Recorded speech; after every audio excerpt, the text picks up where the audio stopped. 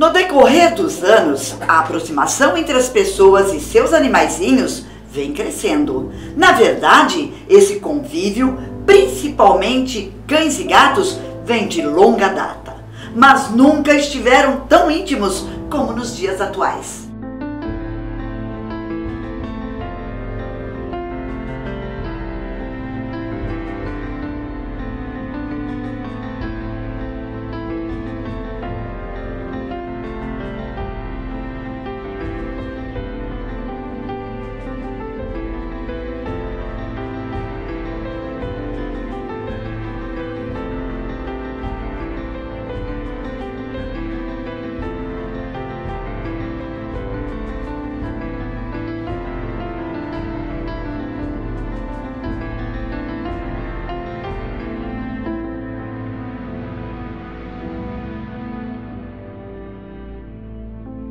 Doutora Luciana, como que a senhora vê essa proximidade entre o animal e o ser humano?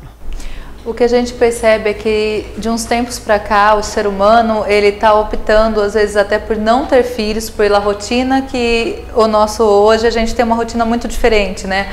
As mulheres trabalham fora, os homens trabalham fora, então você às vezes opta, ao invés de ter um filho imediato, você opta por ter um animal, e isso faz com que aquele animal vire um membro da família.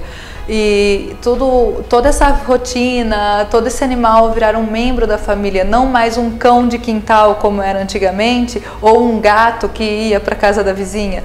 Hoje não, hoje as pessoas se preocupam para que o gato não fuja, coloca tela em apartamentos.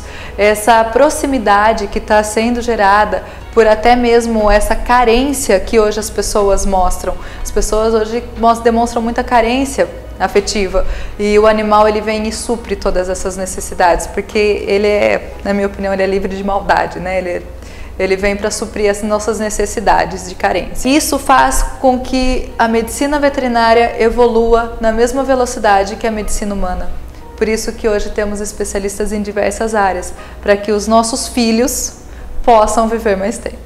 Nos últimos 10 anos, vamos colocar aqui, dos 10 anos para cá, a gente vê os animais que normalmente ficavam fora, externamente da casa, e eles ficando hoje dentro da casa, em cima do sofá com a gente, em cima da cama com a gente. Então, isso trouxe uma proximidade muito grande dos animais no convívio com os seres humanos. Muitos animais hoje, dependendo do olhar que você tem para o animal, ele já entende que é para ele sair ali fora da cozinha ou ali fora da sala. Então isso ajudou muito no sentido de companhia, de pessoas às vezes idosas que precisaria de uma companhia, de um animal que numa depressão ou numa doença avançada.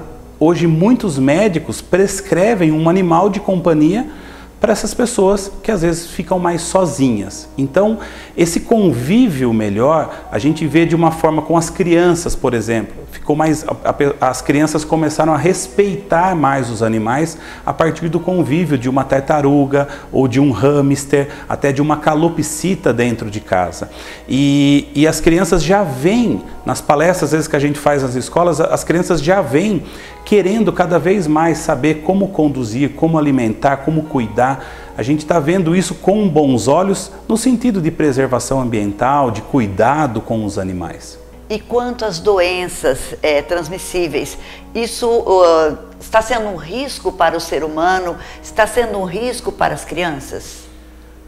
Nós costumamos dizer que prevenção é tudo, né? Tem aquele velho ditado que fala: é melhor prevenir do que remediar. Então hoje, nos animais de companhia, como os cães e os gatos, vamos falar dos dois, a gente tem as vacinas que previnem essas doenças. Então nós vamos encontrar algumas doenças que podem até ser transmissíveis para o homem, como o caso da raiva humana, né? Transmitido para o humano, não tem cura, mas se o tutor, o dono do animal, vacinar esse animal anualmente, corretamente, tiver uma assistência médico-veterinário e seguir os critérios que a gente recomenda de vermifugação, vacinação, controle de pulgas e carrapatos, isso fica-se controlado, não causando riscos para nós seres humanos. O que a gente pede é também não pode ter alguns exageros, né? Às vezes o animal dorme com o proprietário, mas não tem uma higiene bucal adequada.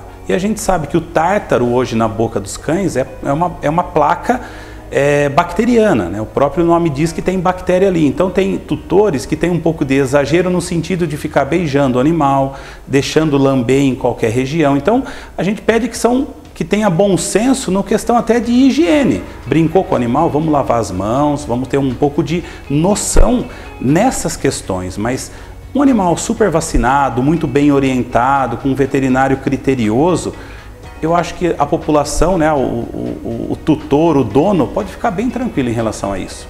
Como a doutora vê o aumento de câncer nos animais e se podemos comparar ao câncer no humano? O câncer nos animais, na verdade, eles têm aumentado bastante pelo fato do animal ele estar vivendo mais tempo e de se ter mais tecnologia, se ter mais recursos para o diagnóstico final. Então isso fez com que a porcentagem de câncer aumentasse bastante. O cão, na verdade, ele tem um fator genético muito grande para ter câncer. Ele tem 80% quase dos genes dele que levam à predisposição oncológica, né? E o gato a 43%, que é um pouco menos do que o ser humano, tá? Se o ser humano não tenho certeza, mas se eu não me engano é 47% de genes que levam à predisposição oncológica.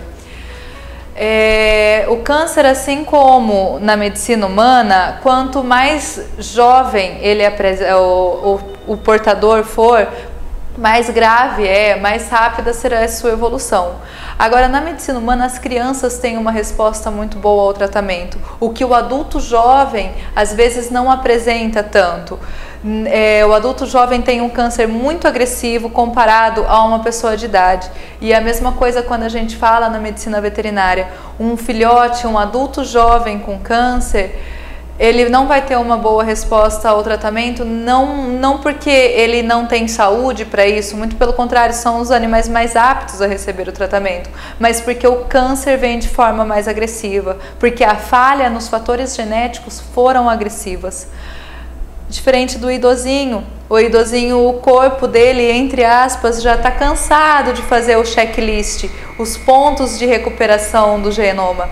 E aí é onde acontece de forma mais fácil alguns cânceres. Por isso que tem essa comparação, um adulto jovem, assim como um adulto, tanto na espécie animal como na espécie humana. Nos jovens, o câncer ele é muito mais agressivo, porque os checklists, os pontos de checklist do genoma, ele só vai ser passado se for algo muito agressivo. Diagnosticado o câncer, dói para o seu dono, mas ele chega a ponto de pedir uma eutanásia? Sim. Muitos tutores chegam pra gente pensando na eutanásia porque acredita que não tenha muito o que ser feito, e eu sempre explico para eles que o câncer, assim como um problema no coração, assim como um problema no rim, são doenças crônicas. Existe controle, e controle principalmente com qualidade de vida. Quando a gente consegue explicar e expor isso, 95% dos tutores optam pelo tratamento e buscam aí o que é melhor para o seu animalzinho. Eutanásia de forma alguma, tá? O jeito que a gente conduz é que a gente não tem o direito, nós médicos veterinários não temos o direito de tirar a vida daquele animal, a não ser que foi diagnosticado através de todos os exames que a gente já disse que é irreversível o quadro e o animal está em decúbito, ele não se levanta, ele não está se alimentando e não tem mais o que fazer. Essa neoplasia se alastrou pelo corpo todo, a chamada metástase. Já tem metástase em pulmão, já tem metástase em fígado, foi feito ultrassom, foi feito raio-x. Depois de tudo isso, e a gente vê que os recursos que existem hoje no país não são suficientes para vencer aquilo, como acontece como nós seres humanos, chega um momento e dependendo do câncer, não tem, aí sim o médico veterinário, com autorização do tutor, com uma série de documentação, ele pode partir para uma conversa sobre fazer uma eutanásia, mas não ser feito como um alívio do tutor, como para ele ficar, entre aspas, livre daquele animal. Não. Posse responsável, ele adotou, ele comprou, ele tem obrigações de cuidar desse animal e diagnosticar. Caso seja irreversível, aí não tenha tratamento clínico para isso e nem cirúrgico, aí a gente conversa de forma diferente.